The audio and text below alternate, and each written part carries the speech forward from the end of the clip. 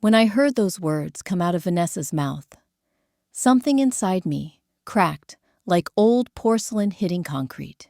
Important family.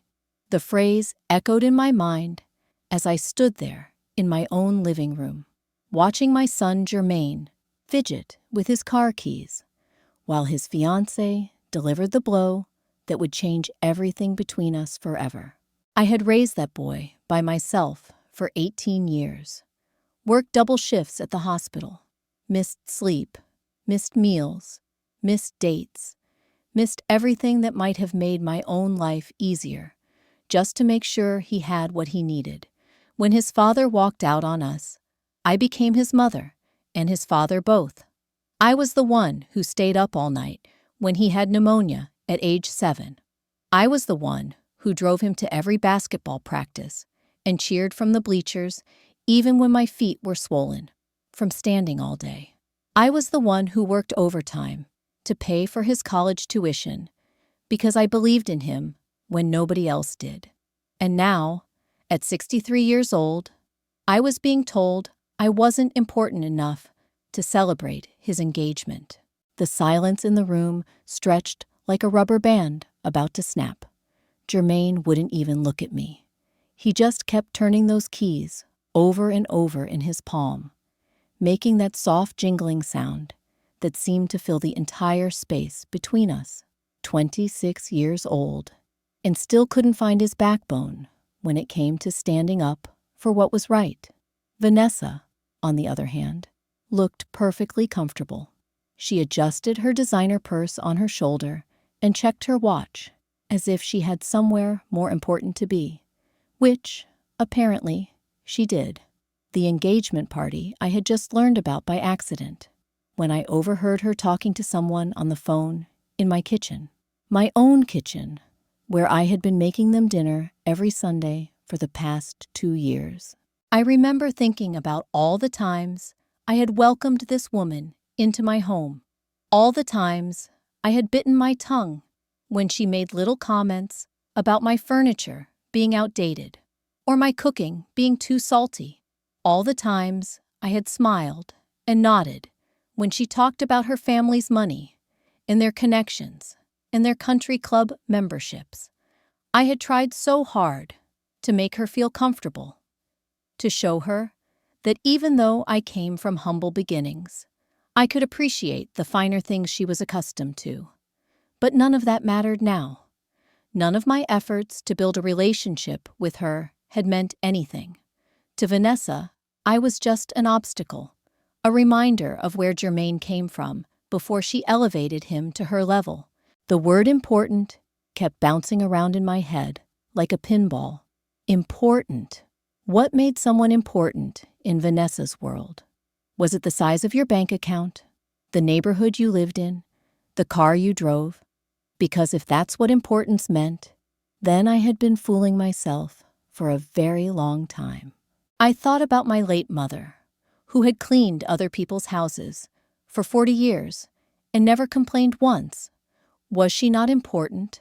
I thought about my sister Dorothy, who had been a teacher for 30 years and touched hundreds of young lives. Was she not important? I thought about myself, spending 3 decades as a nurse, holding the hands of dying patients and comforting their families in their darkest hours. Was none of that important? But I didn't say any of this out loud. Instead, I just nodded slowly and said, I understand. Jermaine finally looked up from his keys. For a split second, I saw something in his eyes that might have been regret, or maybe it was just my imagination, because he didn't say anything to contradict his fiancée. He didn't say, Mom, of course you're important. He didn't say, Vanessa, we need to talk about this. He just stood there like a mannequin in an expensive suit. After they left that day, I sat in my living room for hours. The house felt different somehow, quieter, not the peaceful kind of quiet I usually enjoyed after a long day, but the hollow kind of quiet that comes when something precious has been broken beyond repair. I walked through my house, and looked at everything with new eyes. The photo albums filled with pictures of Jermaine from birth to graduation, the certificates and awards he had won that I had framed and hung on the walls, the baby shoes I had kept in a box in my closet, the report cards I had saved, the Mother's Day cards he had made me in elementary school with his little handprints pressed into clay. All of it felt like evidence of a relationship that had meant more to me than it had meant to him. That night, I made myself a cup of tea and sat at my kitchen table with a notepad. I wrote down everything I had done for Jermaine in the past 5 years. Every loan I had given him that he never paid back. Every time I had watched his dog when he went out of town. Every Sunday dinner I had cooked. Every birthday gift, Christmas gift, graduation gift. Every time I had dropped everything to help him move apartments, or fix his car, or listen to his problems. The list filled 3 pages. Then I wrote down everything he had done for me in return. That list was much shorter. In fact, it was heartbreakingly short. I realized that somewhere along the way, our relationship had become completely one-sided. I had been so busy being the giving mother that I had never expected him to give anything back. I had trained him to see me as a resource rather than a person. And now, Vanessa was reinforcing that lesson by making it clear that my value was directly tied to what I could provide. The next morning, I woke up with a clarity I hadn't felt in years. I looked at myself in the bathroom mirror and saw a woman who had been taken for granted for far too long. My reflection looked tired, older than my 63 years, worn down by decades of putting everyone else's needs before my own. I made coffee and sat down to think about what important family meant to me. Real importance wasn't about money or social status. It was about love, respect, loyalty, and mutual care. It was about showing up for each other, not just when you needed something, but when you wanted to celebrate together. It was about making each other feel valued and appreciated. By those standards, I had been important family to Jermaine his entire life, but apparently, he had never been important family to me in return. My phone rang 3 times that day. Jermaine calling, probably because Vanessa had told him to smooth things over. I let it go to voicemail each time. I wasn't ready to pretend everything was fine. I wasn't ready to swallow my hurt feelings and act like being excluded from his engagement party was no big deal. The voicemails were exactly what I expected. Half-hearted apologies mixed with justifications. The party was small. They didn't want to burden me with the expense of a gift. They thought I might feel uncomfortable around Vanessa's family and friends. Each excuse felt like another small cut. I deleted the messages without calling him back. Over the next few days, I found myself thinking about all the times I had made excuses for Jermaine's behavior, all the times I had told myself he was just busy with work, or stressed about money, or adjusting to life with Vanessa. I had been so desperate to maintain our relationship that I had been willing to accept crumbs of affection and call it love. But love doesn't require you to beg for basic respect. Love doesn't make you feel like you have to earn your place at the table. Love doesn't exclude you from the most important moments and then expect you to be grateful for whatever scraps of attention remain. My neighbor, Mrs. Patterson, stopped by with a casserole and some gossip from the church auxiliary. While we were talking, she mentioned seeing pictures on social media from what looked like a beautiful engagement party at some fancy restaurant downtown. She showed me the photos on her phone, scrolling through images of Jermaine and Vanessa surrounded by smiling people I didn't recognize. There was Vanessa's entire family, her parents, her siblings, her aunts and uncles and cousins. There were Jermaine's college friends and his co-workers. There was even his father, the man who had abandoned us when Jermaine was 8 years old and had barely been in touch since. His father was there. His father, who had never paid a dime in child support. His father, who had missed every birthday, every Christmas, every graduation, every milestone moment. His father was important enough to be invited, but I wasn't. That's when I knew this wasn't just about the engagement party. This was about something much deeper. This was about Jermaine choosing the life Vanessa wanted for him over any connection to where he came from. I represented his past, and she represented his future, and apparently there was no room for both. Mrs. Patterson must have seen something in my face because she quickly put her phone away and changed the subject. But the damage was done. I had seen the truth with my own eyes, and there was no going back to the comfortable denial I had been living in. That evening, I did something I hadn't done in years. I called my sister Dorothy and told her everything.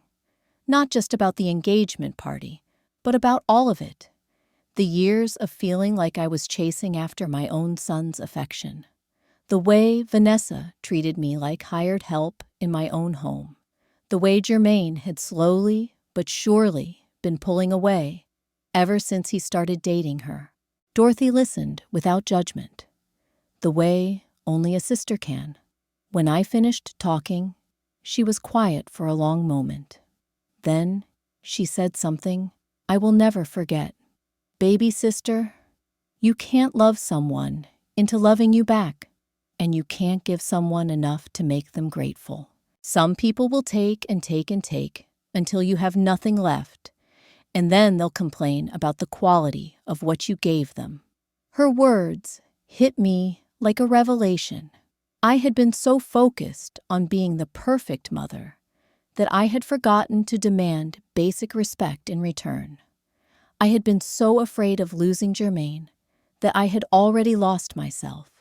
That night, I made a decision that would change everything. I stopped calling. I stopped texting. I stopped dropping by unannounced with groceries or homemade meals. I stopped being the one who reached out first, who made all the effort, who kept our relationship alive through sheer force of will. The silence was deafening at first. I would pick up my phone a dozen times a day, my finger hovering over Jermaine's contact, ready to send him a message or give him a call. But each time, I remembered Vanessa's words. Important family. I put the phone down and went about my day. It's amazing how much time you have when you stop chasing after people who don't want to be caught. I started reading again, something I hadn't done in years, because I was always too busy running errands for Jermaine or cooking meals he barely thanked me for. I joined a book club at the library and discovered I had forgotten how much I enjoyed discussing literature with people who actually listened when I spoke. I began taking long walks in the park, something I used to do before my world revolved around being available for whatever crisis or convenience my son needed. The autumn leaves were beautiful that year, painted in shades of gold and crimson that seemed to mirror the transformation happening inside my own heart. For the first time in decades, I started thinking about what I wanted instead of what everyone else needed from me. I had vacation time saved up at the hospital, weeks of it that I had never used because I was always afraid Jermaine might need me for something. So I booked a trip to visit my college roommate in Atlanta. We hadn't seen each other in person for 15 years, but we picked up right where we left off, laughing until our sides hurt and staying up too late, sharing stories. Patricia looked at me during dinner one night and said, "Girl, you look different, lighter somehow, like you've been carrying a heavy load and finally set it down." Ina, she was right. I had been carrying the weight of a one-sided relationship for so long that I had forgotten what it felt like to breathe freely.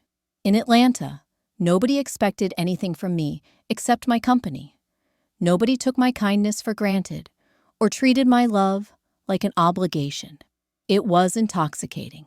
When I came back home, I felt like a different person.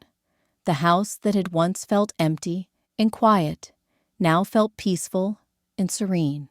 I rearranged the furniture, got rid of some old things that held too many painful memories, and bought myself fresh flowers for the kitchen table, not because anyone was coming over to see them, but because I deserved to have beautiful things around me. My co-workers at the hospital started commenting on the change too.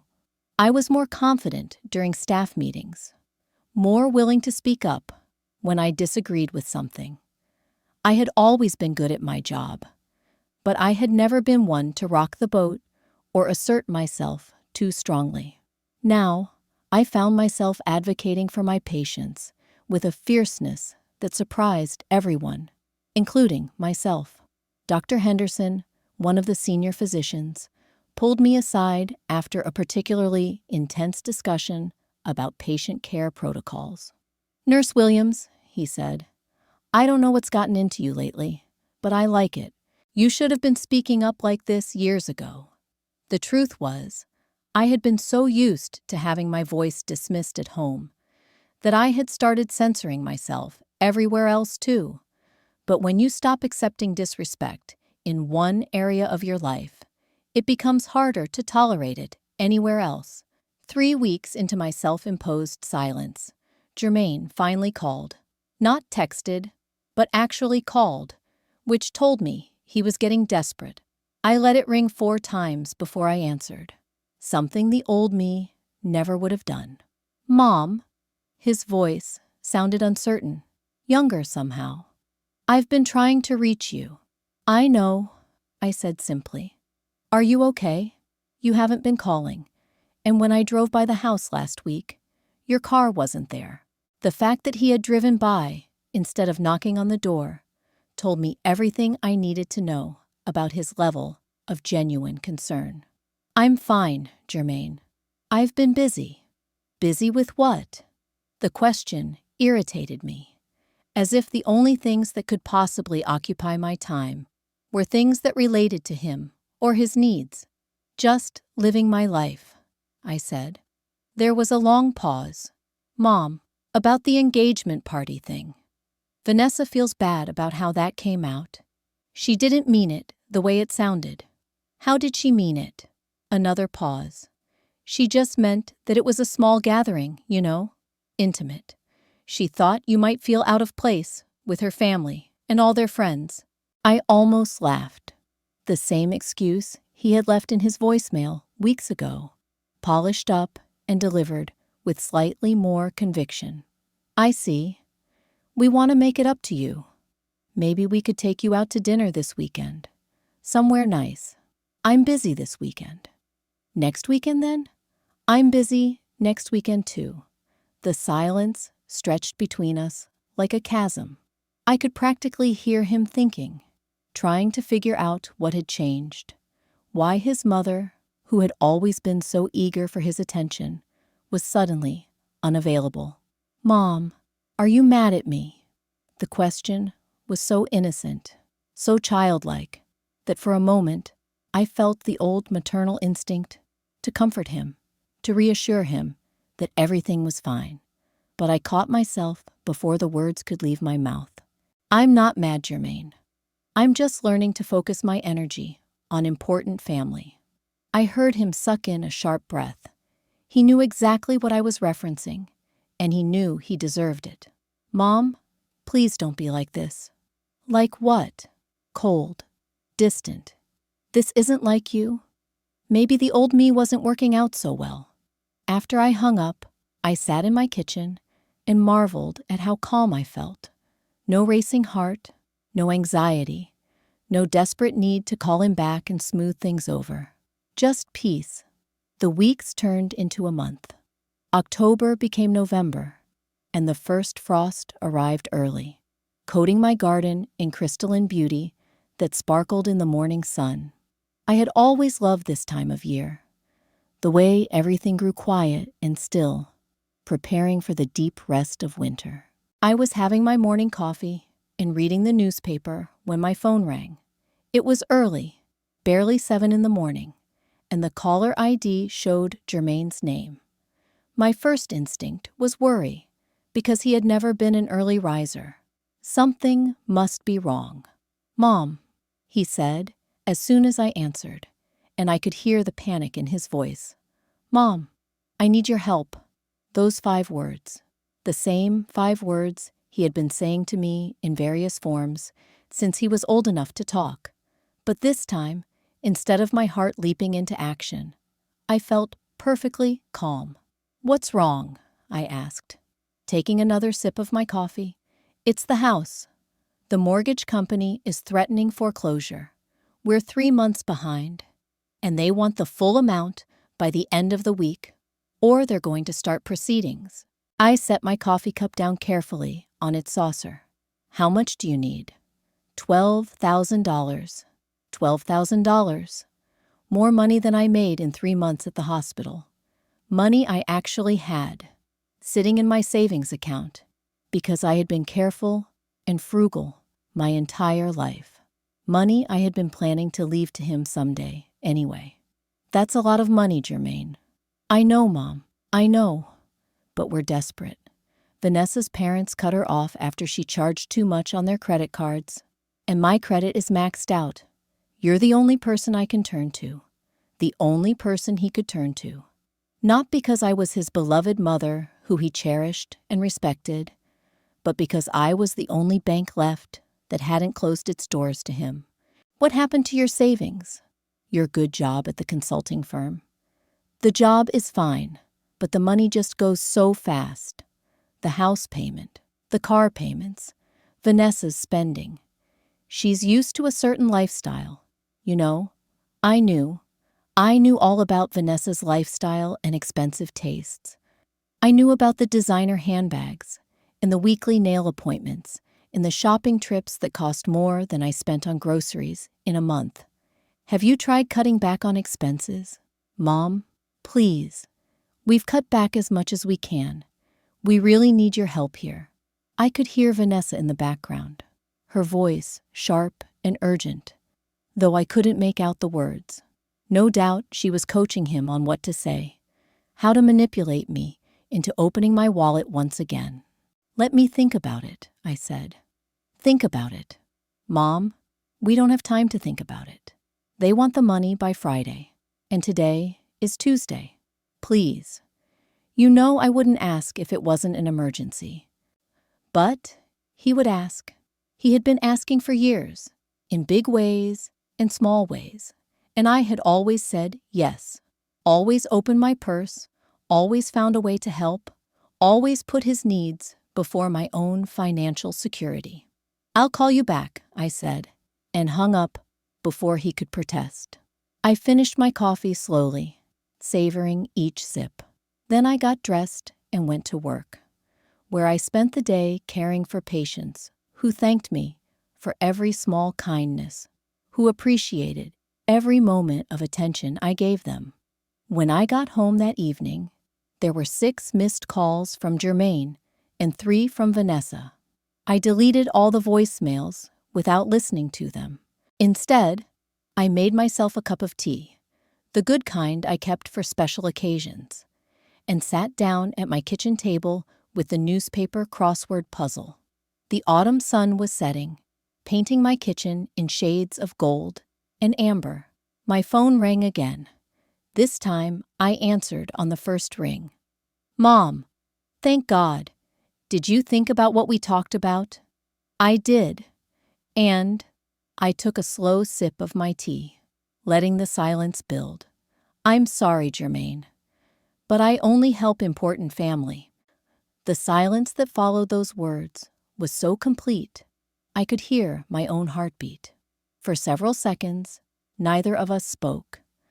I could picture Jermaine on the other end of the line, his mouth probably hanging open, trying to process what his always accommodating mother had just said to him. "Mom, what do you mean?" His voice was smaller now, uncertain. "You can't be serious." "I'm completely serious, sweetheart." "But Mom, this is different. This is our house. Vanessa and I could lose everything." I set my teacup down and looked out my kitchen window at the neighbor's yard, where Mrs. Patterson was raking leaves into neat piles. Such simple, honest work. There was something beautiful about the way she moved, methodical and purposeful, cleaning up what had fallen, so something new could grow in its place. "Tell me something, Jermaine. When you and Vanessa were planning that engagement party, did you discuss inviting me at all?" Another long pause. "Mom, I already explained that."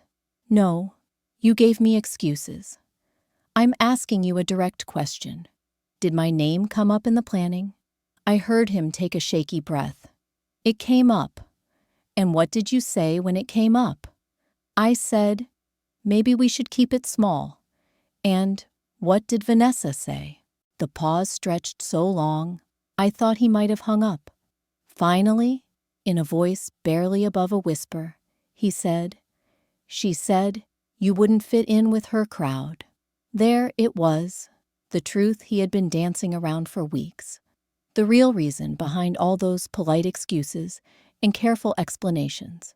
I wasn't sophisticated enough, wealthy enough, refined enough for Vanessa's world, and my own son had agreed with her. "And you were okay with that assessment?" "Mom, please, can we not do this right now? We're about to lose our house. The house that I helped you get the down payment for 2 years ago?" "Yes, but that's not the point." "What is the point, Jermaine?" "The point is that you're my mother, and I need your help." I stood up and walked to my kitchen window, watching Mrs. Patterson work.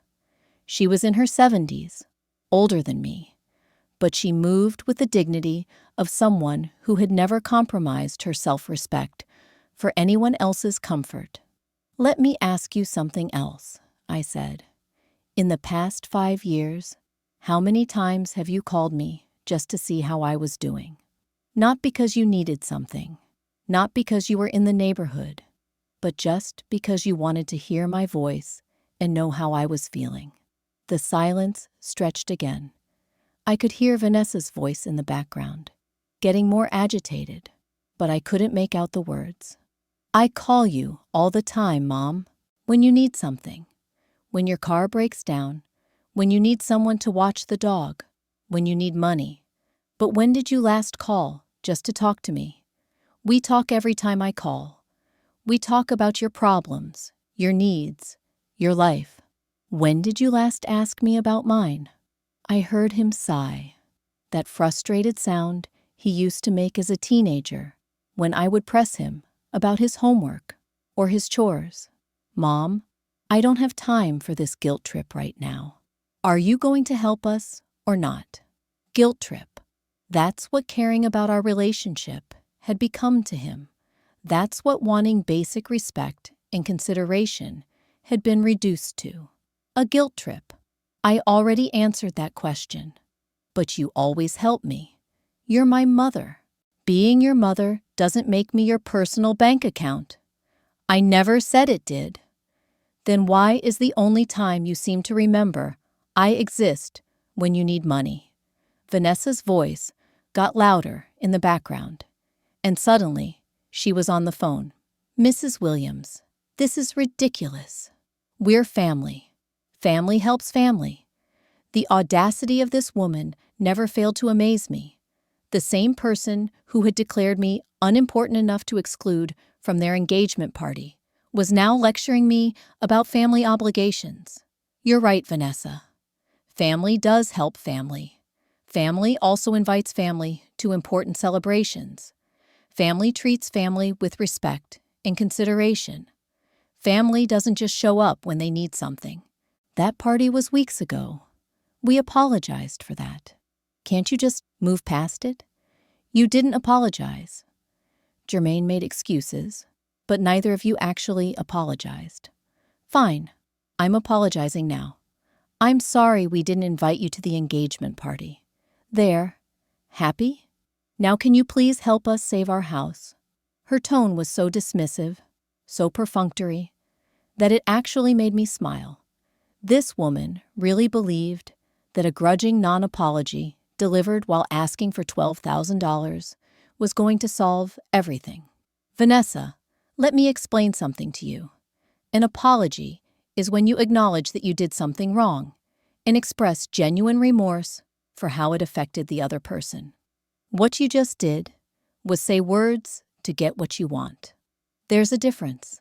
Oh my God, this is insane. Jermaine, talk to your mother. I heard the phone being passed back, and Jermaine's voice returned, more desperate now. Mom, please, I'm begging you. We'll lose everything. You'll lose the house you couldn't afford in the first place. It's not just the house. If we get foreclosed on, it'll ruin our credit. We'll never be able to buy another house. Vanessa will leave me. And there it was. The real fear underneath all the panic. Not losing the house, but losing Vanessa. The woman who had systematically isolated him from his family, who spent money they didn't have on things they didn't need, who treated his mother like an inconvenience. He was more afraid of losing her than he was of losing me. If Vanessa would leave you over financial problems, what does that tell you about her commitment to your relationship? She's not like that. She's just scared. Her family has always had money, and she doesn't know how to deal with this kind of stress. I almost felt sorry for him then. My intelligent, college-educated son, making excuses for a woman who had shown him exactly who she was over and over again. But feeling sorry for someone doesn't mean you have to enable their poor choices. Jermaine, I love you. I will always love you. But I'm not going to keep funding a lifestyle that you can't sustain and a relationship that requires you to choose between your wife and your mother. I never asked you to choose. You didn't have to ask. You made the choice for me when you decided I wasn't important enough to include in your life unless you needed something from me.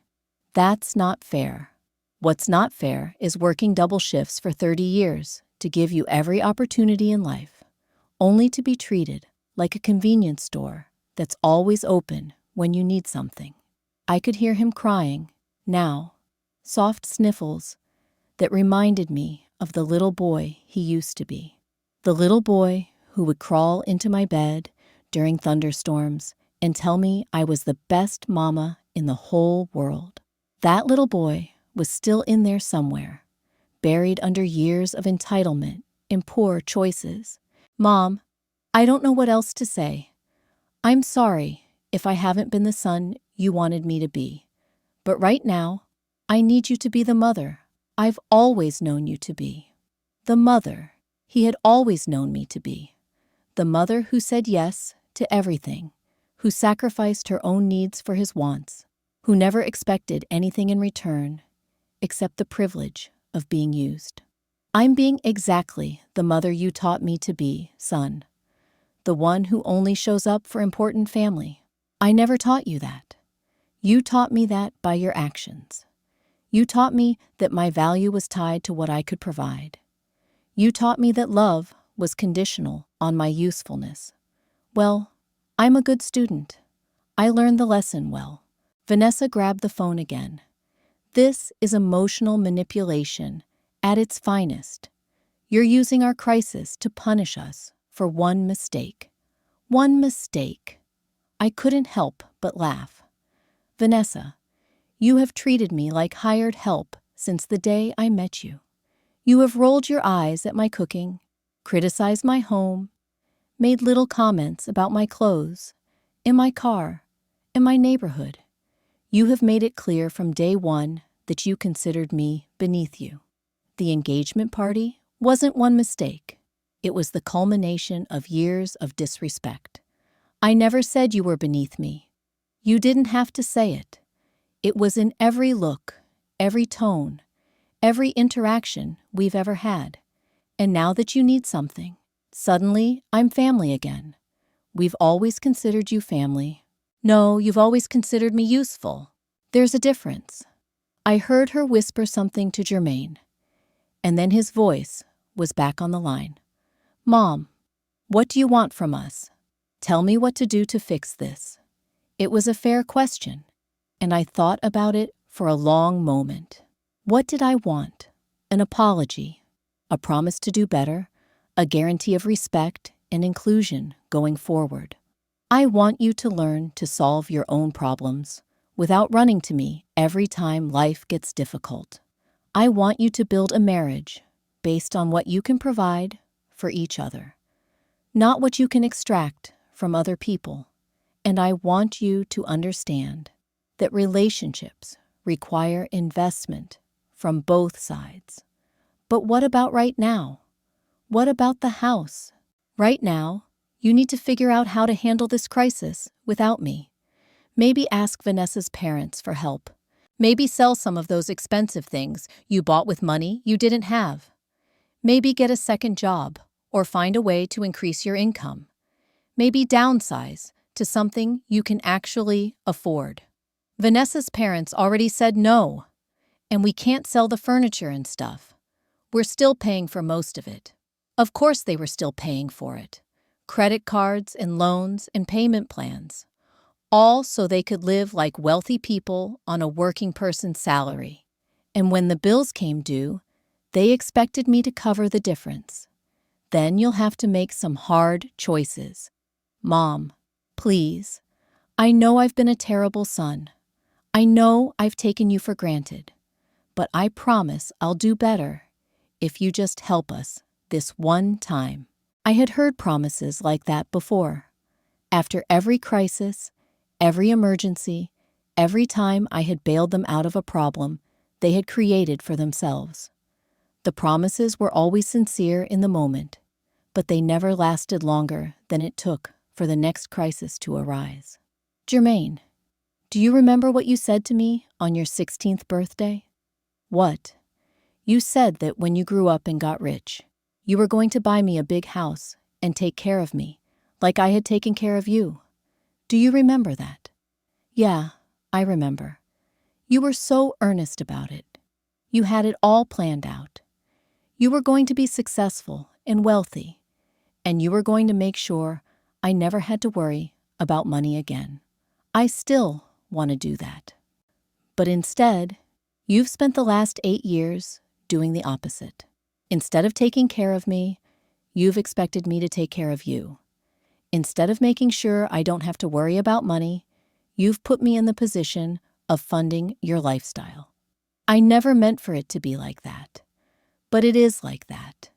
And now you're asking me to risk my financial security to save you from the consequences of your own choices. The crying got louder. Real sobs now, the kind of desperate weeping that comes when someone realizes they've pushed too far and broken something that can't be fixed. I don't know what to do, Mom. I don't know how to handle this without you. You'll figure it out. You're a smart man with a good education and a decent job. You'll find a way. But what if we don't? What if we lose everything? Then you'll lose everything. And maybe that's what needs to happen for you to understand what's really important in life. Vanessa took the phone back one more time. Fine. Be stubborn. Be petty. But when Jermaine has a heart attack from the stress of all this, it'll be on your conscience. I almost admired her audacity. Even in the face of rejection, she was still trying to manipulate me. Still trying to find the right button to push to get me to open my wallet.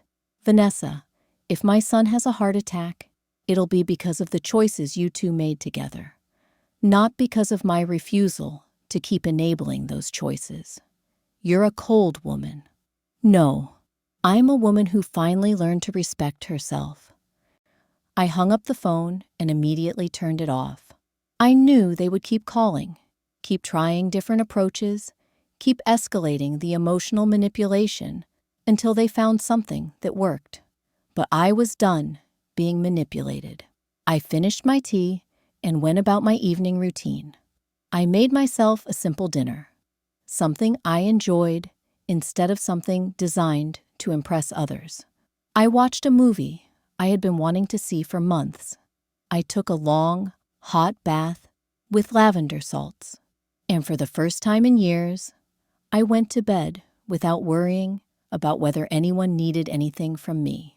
The next morning, I woke up to 17 missed calls and 23 text messages.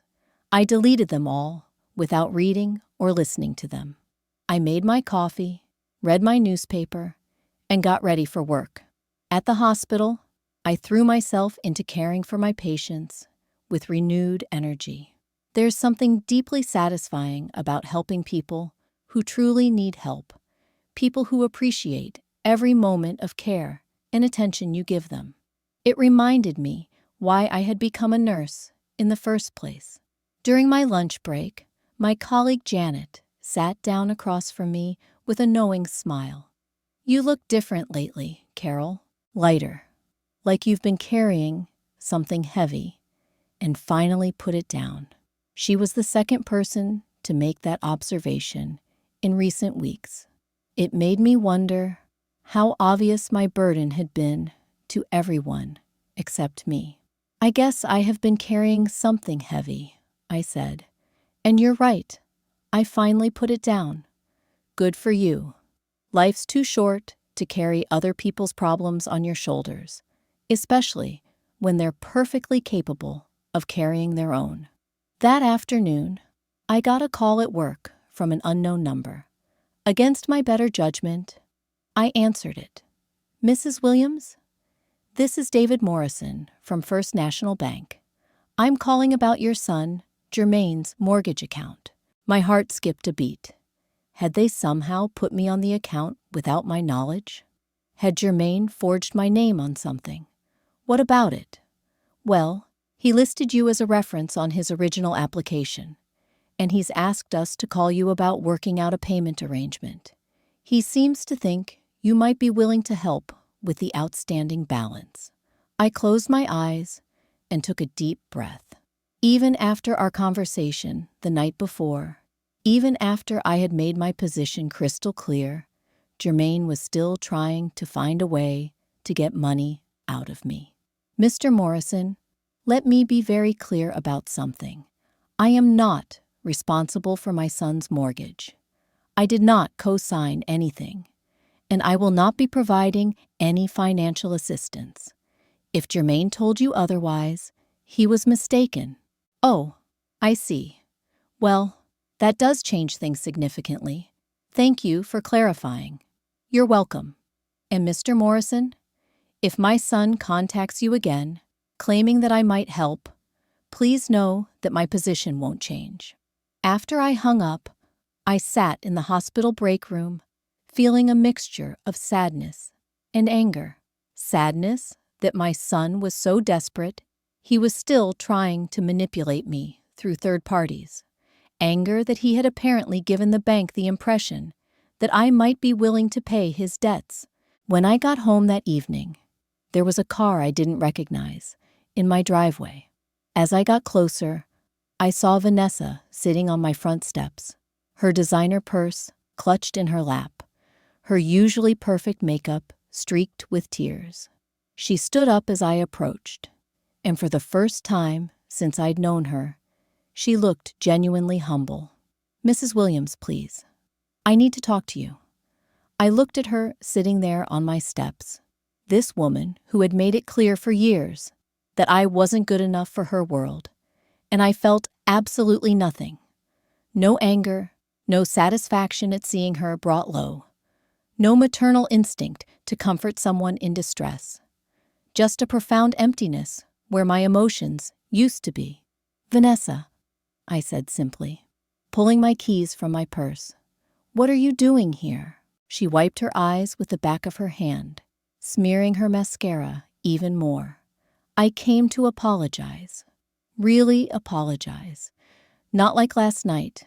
I know I've been terrible to you, and I know you have every right to hate me." I unlocked my front door and stepped inside, leaving it open behind me. Not an invitation, exactly, but not a complete dismissal either. She followed me into my living room. the same room where she had delivered her crushing verdict about important family just weeks ago. "Would you like some water?" I asked, setting my purse on the side table. "Please." Her voice was small, uncertain. She perched on the edge of my sofa like a bird, ready to take flight at the first sign of danger. I went to the kitchen and filled a glass with ice water. Taking my time, through the window, I could see Mrs. Patterson in her yard, pulling the last of her summer flowers and preparing her garden beds for winter. There was something peaceful about watching her work, something that reminded me of the natural cycle of things. Death making room for new life, endings creating space for fresh beginnings. When I returned to the living room, Vanessa was looking around with different eyes than she had ever used before. Instead of the subtle disdain I was used to seeing, there was something that might have been appreciation, or maybe just desperation making her see value where she had previously seen only deficiency. "Your house is really beautiful," she said, as I handed her the water. "I never noticed before how warm and comfortable it feels." I sat down in my favorite chair, the one I had bought for myself after years of making sure everyone else had comfortable seating first. "Thank you." She took a shaky sip of water and set the glass on the coffee table with trembling hands. "Mrs. Williams, I need you to know that I understand now. I understand what I did wrong, and I understand why you're angry." "Do you?" "Yes. I treated you like you didn't matter. I made decisions about your family without considering your feelings. I was selfish and thoughtless, and I'm truly sorry." The words sounded rehearsed, like she had practiced them in the car on the drive over. But there was something underneath them, something that might have been genuine remorse, or it might have been panic. When people are desperate enough, it becomes hard to tell the difference between authentic emotion and skilled performance. "What changed?" I asked. "Yesterday, you thought I was being petty and manipulative. Today you understand why I'm angry. What happened between then and now?" She looked down at her hands, twisting her engagement ring around and around on her finger. It was a beautiful ring, probably cost more than I made in 6 months. I wondered if she was thinking about selling it. "Jermaine and I had a fight after we talked to you last night. A bad one. He said some things about my spending and my attitude, and I said some things about his family and his background. We both said things we probably shouldn't have said."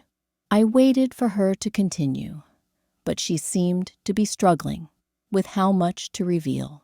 "He told me that he's been ashamed of where he came from ever since we started dating. He said I made him feel like his childhood, his neighborhood, his mother weren't good enough for the life I wanted us to have. Now we were getting somewhere. And what did you say to that?" I told him I never asked him to be ashamed of anything. But then I started thinking about it, and I realized that maybe I did. Maybe not with words, but with my actions and my attitude. Maybe I did make him feel like he had to choose between his past and his future. She was crying again, but quietly this time, tears slipping down her cheeks without the dramatic sobbing from the night before. "Mrs. Williams, I need you to know that losing the house isn't even the worst part of this. The worst part is realizing that I've turned the man I love into someone who would hurt his own mother to make me happy. The worst part is knowing that I've been the kind of person who would exclude someone from a family celebration and then expect them to pay my bills." I had to admit, this was more self-awareness than I had expected from Vanessa. Whether it was genuine or just a more sophisticated manipulation remained to be seen. "Why are you telling me this?" I asked. "Because I want you to know that even if you never forgive me, Even if you never help us, I understand that I did this to myself. We did this to ourselves, and I'm going to spend the rest of my life trying to be better than I've been." She finished her water and set the empty glass back on the table. "I also came to tell you that I'm leaving." That got my attention. Leaving. I'm going back to my parents' house. Jermaine doesn't know yet. I'm going to tell him tonight. I've caused enough damage to his relationship with you, and I won't be the reason he loses his mother completely. I studied her face, looking for signs of deception or emotional manipulation, but she seemed genuinely resigned, almost peaceful in her defeat. "What about the house? What about your marriage? The house is gone. We both know that. As for the marriage, I don't know. Maybe some time apart will help us figure out if we can build something real together, or if what we had was just based on money and status and all the wrong things."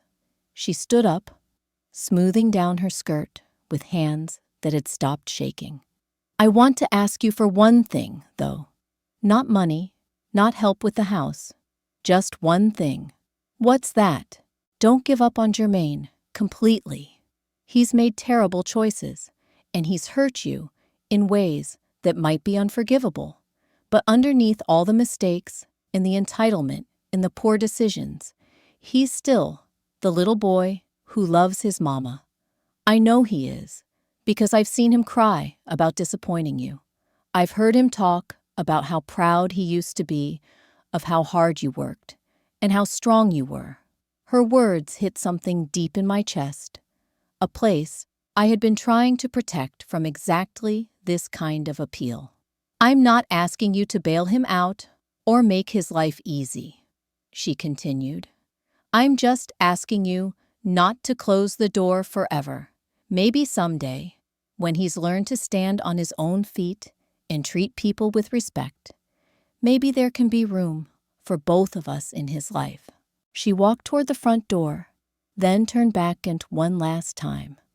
"For what it's worth, Mrs. Williams, I think you're the strongest woman I've ever met, and I think if I had had a mother like you, I might have turned out to be a better person than I am."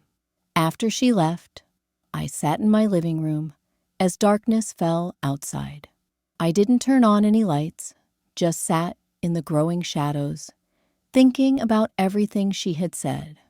There had been something different about this conversation, something that felt more honest than any interaction we had ever had before. My phone rang, and I saw Jermaine's name on the screen. I hesitated for a moment, then answered. "Mom." His voice was rough, like he had been crying, or shouting, or both. "Did Vanessa come see you?" "She did." "What did she say?" "She apologized. She said she was leaving you." The silence that followed was so long, I thought the call might have dropped. Finally, he spoke in a whisper. "She's packing her things right now. She says she's going back to her parents and that we need time apart to figure out who we really are. How do you feel about that?" "I don't know. Scared, I guess. Angry. Confused. I've spent the last 3 years trying to be the man she wanted me to be, and now she's telling me that man isn't worth staying with." There was something in his voice I hadn't heard in years. Vulnerability, the kind of raw, unguarded emotion he used to show me when he was little, and the world felt too big and complicated for him to handle. "Maybe," I said carefully. "The question isn't who she wanted you to be. Maybe the question is who you want to be. I don't even know anymore. I used to think I knew, but everything's gotten so mixed up. The job, the house, the lifestyle, trying to fit into her world. I lost track of what actually mattered to me. What did matter to you? Before all this?" He was quiet for a long moment. "You did. Making you proud did. I used to think about how hard you worked to give me opportunities, and I wanted to do something meaningful with those opportunities. I wanted to be someone you could brag about to your friends. My throat tightened. You were always someone I could brag about, Jermaine. Your kindness, your intelligence, your sense of humor. I never needed you to be wealthy or successful to be proud of you. But I stopped being kind, didn't I? I stopped thinking about anyone but myself and what I wanted. Yes, I said simply. You did. Mom, I know I don't deserve forgiveness. I know I've been a terrible son. And I know saying sorry doesn't fix years of taking you for granted. But I need you to know that I never stopped loving you. I just got so caught up in trying to be someone else that I forgot how to show it. I closed my eyes and felt tears I had been holding back for weeks finally start to fall. Not tears of sadness, but tears of something that might have been hope. I never stopped loving you either, baby. But love isn't enough if it's not backed up by respect and consideration and genuine care for the other person's feelings. I know. Vanessa made me see that tonight. She said I had been treating you like a convenience instead of a person. And she was right. She said I had been using your love against you, taking advantage of the fact that you would always be there, no matter how badly I treated you. It was strange hearing my own feelings articulated through Vanessa's words. Maybe her departure was forcing both of them to see things they had been avoiding. What are you going to do now? I asked. I don't know. Try to figure out how to pay for this house, I guess. Maybe get a roommate or a second job. Maybe sell some stuff. I called my dad earlier. That surprised me. Jermaine hadn't spoken to his father in over 2 years. What did he say? He laughed. He actually laughed and said I was finally learning what it meant to be a man. He said maybe losing everything would teach me what he never could. The bitterness in Jermaine's voice was unmistakable. His father's abandonment had shaped so much of his childhood, and apparently it was still shaping his adult life in ways I hadn't fully understood. I'm sorry he responded that way. It's okay. I guess I knew what to expect from him. I just thought maybe, since it was an emergency, he might surprise me. But people don't really change, do they? Some people do. It takes a crisis sometimes, or a loss, or hitting rock bottom. But people can change if they really want to. Do you think I can change? The question hung in the air between us, loaded with years of disappointment and hurt feelings and broken promises. But underneath all of that, I could hear the little boy who used to ask me if I thought he was brave enough to ride his bike without training wheels. I think you can change if you decide that's what you really want. But it has to be for you, not for me or for Vanessa or for anyone else. You have to want to be a better person because that's who you want to be. I do want that. I want to be someone you can be proud of again. Someone who deserves the love you've given me all these years. Then start making different choices. Start treating people the way you want to be treated. Start thinking about how your actions affect others before you act. Start being the kind of man who doesn't need his mother to rescue him from his own mistakes. Will you help me figure out how to do that? The question was so simple, so different from all the demands for money and bailouts and crisis management I had grown accustomed to. He wasn't asking me to solve his problems. He was asking me to help him learn to solve his own problems. I can't fix your marriage or save your house or undo the choices you've made, I said. But I can be here to listen when you need to talk. I can offer advice when you ask for it.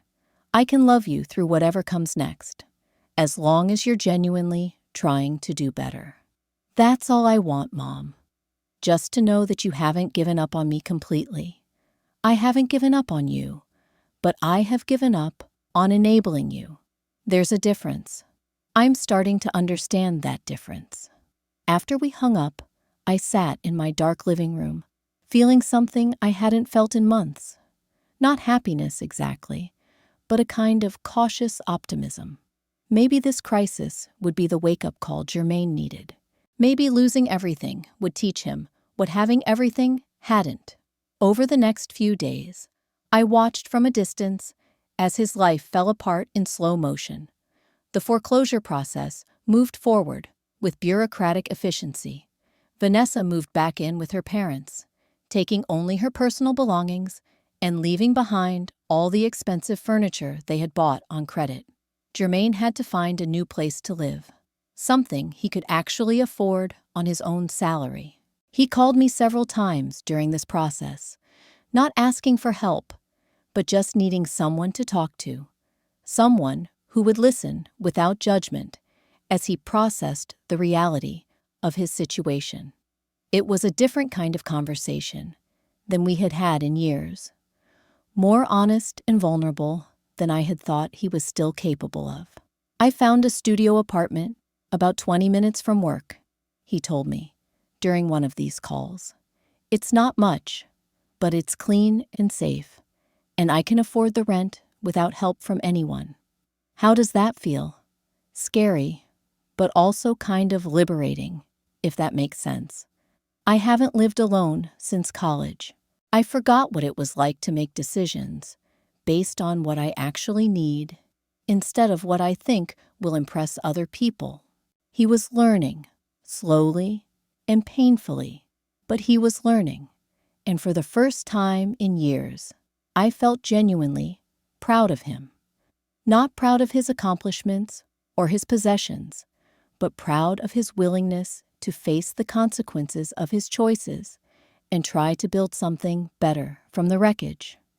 The house sold at auction for less than they owed on it, leaving them with a significant debt that would take years to pay off.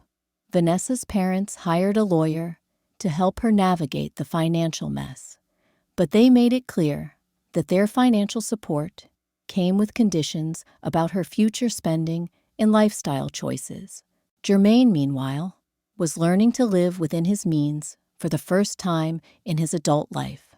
He got a second job, waiting tables on weekends to help pay down the debt faster.